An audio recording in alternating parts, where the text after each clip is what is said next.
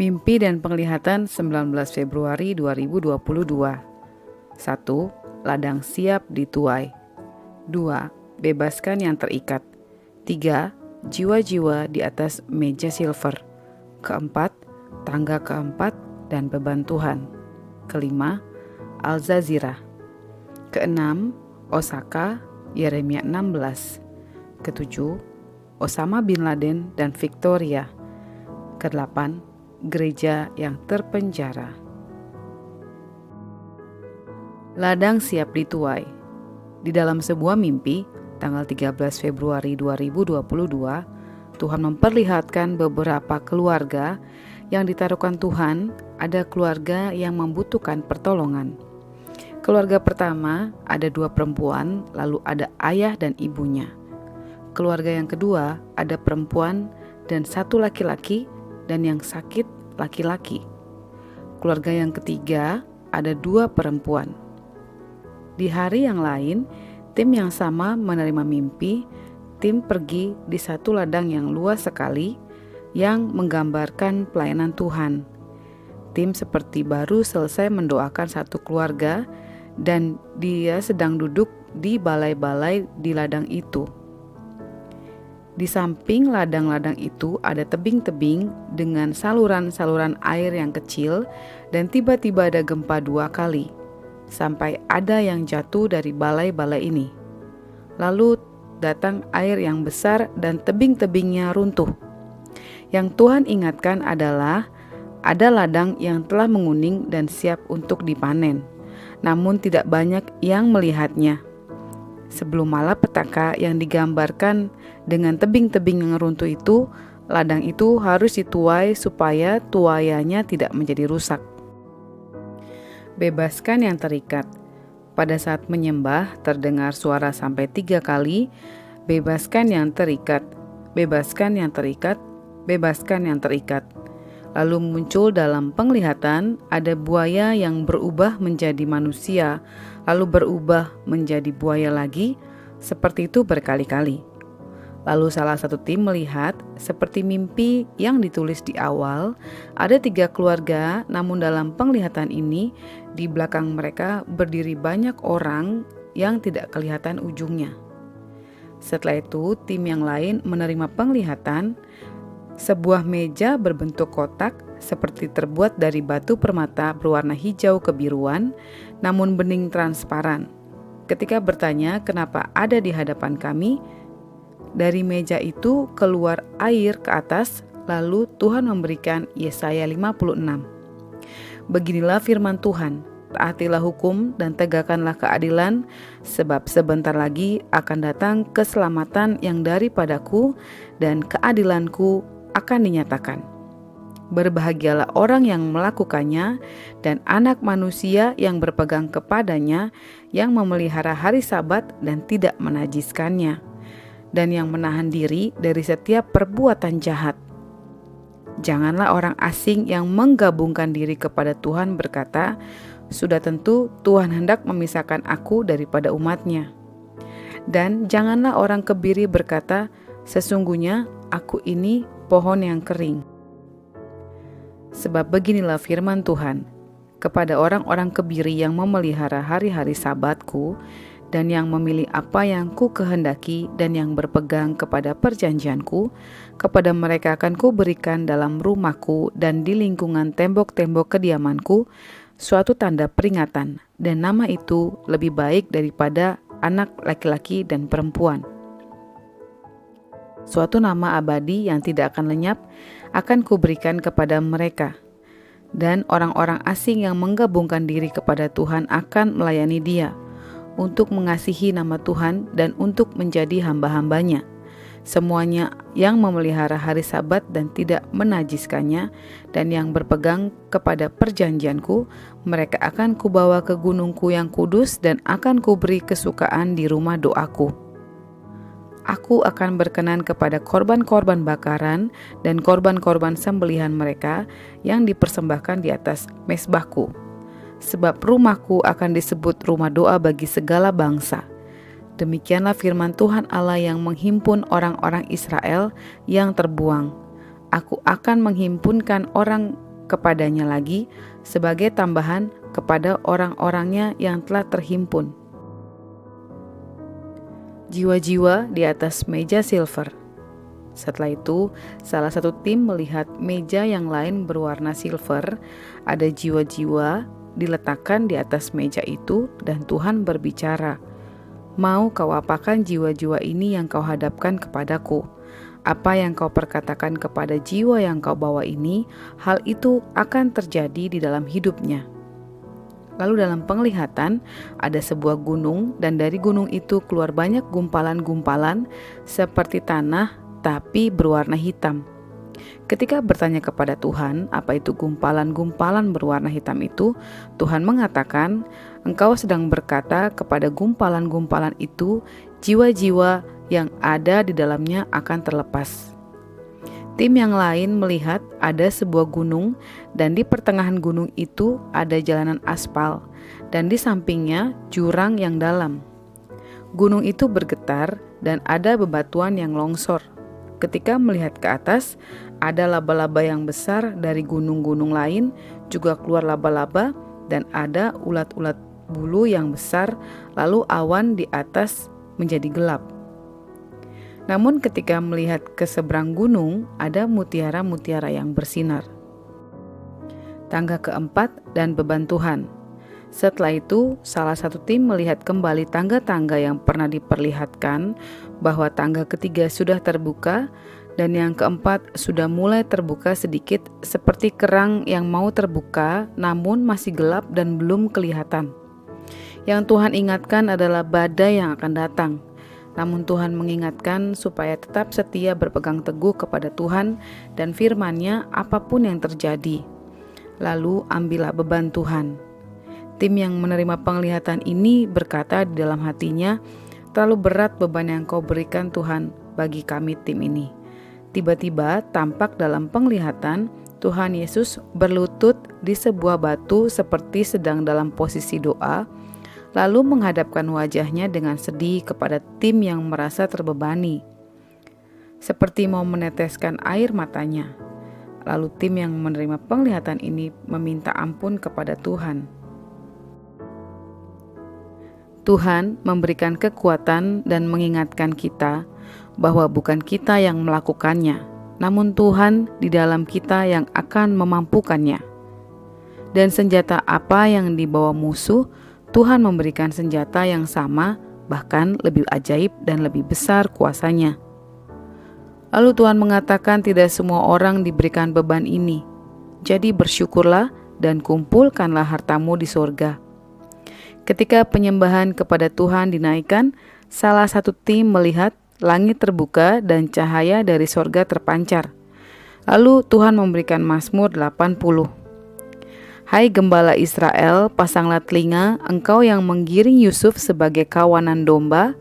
Ya, engkau yang duduk di atas para kerub, tampillah bersinar di depan Efraim dan Benyamin dan Manasye. Bangkitkanlah keperkasaanmu dan datanglah untuk menyelamatkan kami.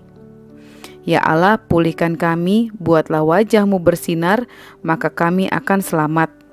Tuhan Allah semesta alam, berapa lama lagi murkamu menyala sekalipun umatmu berdoa?" Dan seterusnya. Al-Jazirah. Tim yang lain melihat ada tulisan Al-Jazirah. Namun karena tidak tahu apakah itu nama sebuah negara atau bukan, hal ini baru dibagikan pada saat mendiskusikan hasil doa. Ternyata Al-Jazirah adalah sebuah negara bagian di Sudan. Tim ini melihat Tuhan memegang kain yang berwarna abu-abu yang tergulung dan Tuhan membelakanginya. Lalu dia mengatakan, "Kamu lihat ini. Akan kubuat seperti ini jika tidak ada yang berdoa bagi mereka." Ayat ditambahkan saat penulisan Yeskiel 22 ayat 30-31, "Aku mencari di tengah-tengah mereka seorang yang hendak mendirikan tembok atau yang mempertahankan negeri itu di hadapanku supaya jangan kumusnahkan, tetapi aku tidak menemuinya. Maka aku mencurahkan geramku atas mereka dan membinasakan mereka dengan api kemurkaanku, kelakuan mereka kutimpakan atas kepala mereka. Demikianlah firman Tuhan Allah. Osaka. Salah satu tim melihat tulisan Osaka, dan saat membawa Osaka di hadapan Tuhan, Tuhan memberikan firman Yeremia 16. Lalu tampak angin tornado yang gelap bercampur debu. Yeremia 16. Firman Tuhan datang kepadaku, bunyinya, janganlah mengambil istri dan janganlah mempunyai anak-anak lelaki dan anak-anak perempuan di tempat ini.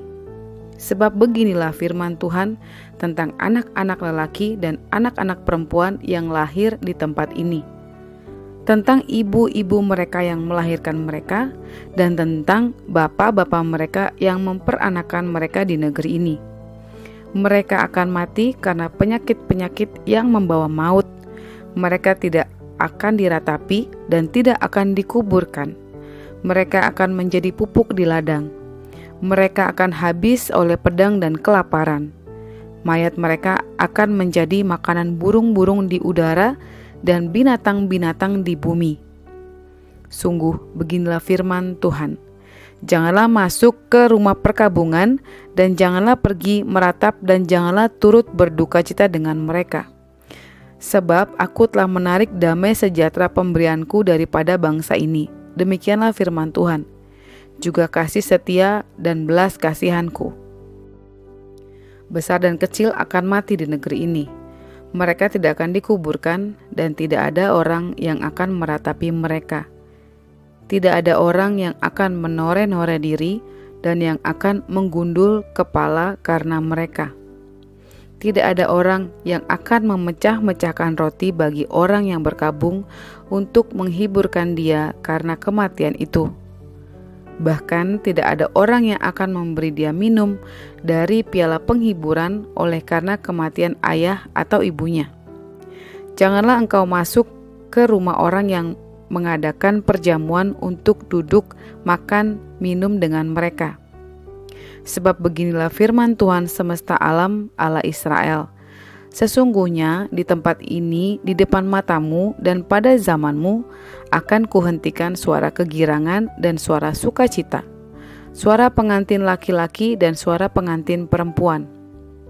Apabila engkau memberitahukan kepada bangsa ini segala perkataan itu, dan mereka berkata kepadamu, mengapakah Tuhan mengancamkan segala malapetaka yang besar ini terhadap kami? Apakah kesalahan kami dan apakah dosa yang telah kami lakukan terhadap Tuhan Allah kami? Maka engkau akan berkata kepada mereka, oleh karena nenek moyangmu telah meninggalkan aku, demikianlah firman Tuhan. Dan oleh karena mereka telah mengikuti Allah lain dengan beribadah dan sujud menyembah kepadanya, tetapi mereka meninggalkan aku dan tidak berpegang pada Tauratku. Dan kamu sendiri berlaku lebih jahat daripada nenek moyangmu. Lihat, kamu masing-masing mengikuti kedegilan hatinya yang jahat daripada mendengarkan kepadaku. Maka aku akan melemparkan kamu dari negeri ini ke negeri yang tidak dikenal oleh kamu ataupun oleh nenek moyangmu. Di sana kamu akan beribadah kepada Allah lain siang malam, sebab aku tidak akan menaruh kasihan lagi kepadamu, dan seterusnya. Sebab aku mengamat-amati segala tingkah langkah mereka, semuanya itu tidak tersembunyi dari pandanganku, dan kesalahan mereka pun tidak terlindung di depan mataku. Aku akan mengganjar 2 kali lipat kesalahan dan dosa mereka, oleh karena mereka telah menajiskan negeriku dengan bangkai dewa-dewa mereka yang menjijikan, dan telah memenuhi tanah milikku dengan perbuatan mereka yang keji. Ya Tuhan, kekuatanku dan bentengku, tempat pelarianku pada hari kesesakan. Kepadamu akan datang bangsa-bangsa dari ujung bumi serta berkata, sungguh nenek moyang kami hanya memiliki dewa penipu, dewa kesia-siaan yang satu pun tiada berguna. Dapatkah manusia membuat Allah bagi dirinya sendiri? Yang demikian bukan Allah. Sebab itu ketahuilah, aku mau memberitahukan kepada mereka. Sekali ini aku akan memberitahukan kepada mereka kekuasaanku dan keperkasaanku, supaya mereka tahu bahwa namaku Tuhan. Osama bin Laden dan Victoria. Lalu salah satu tim melihat ada 3 kata dengan tulisan Arab, namun entah bagaimana tulisan ini dapat dimengertinya, tapi susunannya Laden Nip Osama. Setelah itu Tuhan memperlihatkan orang-orang yang berbaju gamis putih dengan celana mengatung dan dahinya hitam-hitam. Lalu tim memerangi pengajaran-pengajaran Osama bin Laden. Dan Tuhan memberikan Yeremia 17 pergumulan nabi oleh karena bangsa yang berdosa diberikan bagi kita yang berdoa bagi bangsa-bangsa. Lalu salah satu tim melihat ada sebuah mahkota yang melayang dan kursi kerajaan. Di kursi tersebut ada tulisan Victoria. Setelah itu tampak ada kepala manusia di dekat kursi itu dan di dahinya ada barcode. Ketika berdoa bagi hal ini, tim yang lain melihat ada satu mata seperti mata banteng, tapi makin lama berubah menjadi segitiga. Lalu tertulis firman Tuhan Yeremia 19. Gereja yang terpenjara. Saat terus menyembah, Tuhan memberikan firman Wahyu 5. Lalu tim yang lain melihat tampak gereja-gereja di bawah pimpinan salah satu gembala besar di Indonesia dengan inisial NN, mereka seperti terpenjara tidak bisa berbuat apa-apa. Tim yang menerima penglihatan memberikan pernyataan, janganlah mengikuti perkataan manusia, tapi berjalanlah sesuai tuntunan Tuhan. Dan saat berdoa bagi gereja-gereja yang terpenjara ini, muncul seekor ular naga yang mengamuk dan memutari gereja-gereja yang terpenjara ini. Pada saat ular naga ini menghilang, maka tampaklah satu menara doa seperti obor yang menyala, namun ada di sebuah tempat terpencil seperti pedesaan, bukan di perkotaan. Ketika Wahyu 5 dibacakan, kepada tim yang lain ditaruhkan di hatinya Lukas 11 ayat 28. Tetapi ia berkata, yang berbahagia ialah mereka yang mendengarkan firman Allah dan yang memeliharanya.